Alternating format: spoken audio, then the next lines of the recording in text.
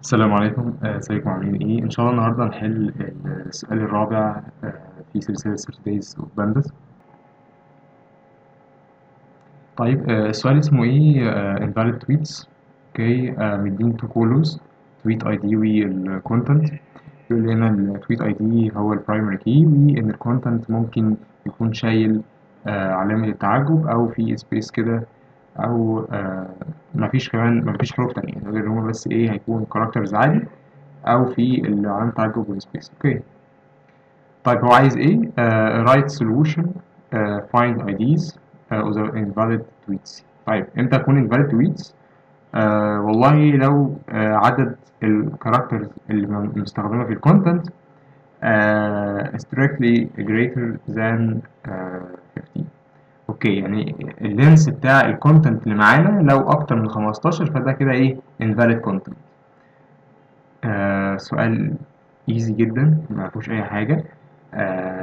يعني مثلا في الاولاني اهو ما يعديش 15، والتاني ده كبير فاكيد عدى 15، فبالتالي اعمل ريتيرن ليها.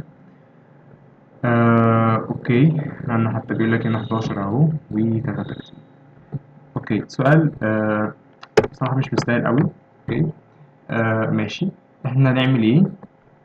هنماسك ما بين الايه، الكونتنت، ونشوف اللينس بتاعه اكبر من 15، خلاص هنريتيرن الايه، الاي دي بتاعه، بس كده. اوكي. تويتس. طيب عايزين ناخد مين؟ ناخد الايه، الكونتنت. تمام.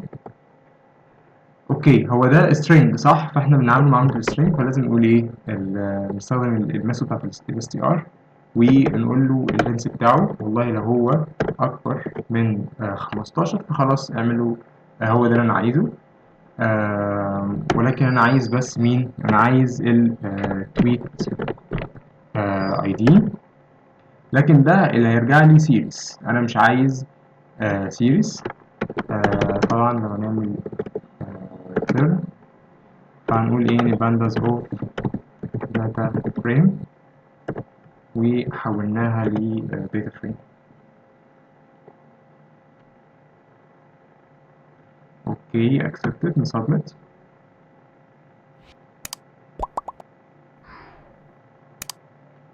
accepted. احنا عملنا ايه تاني؟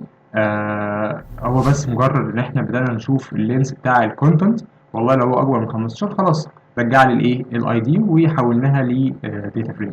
شكرا، واشوفكم في السؤال اللي جاي. سلام عليكم.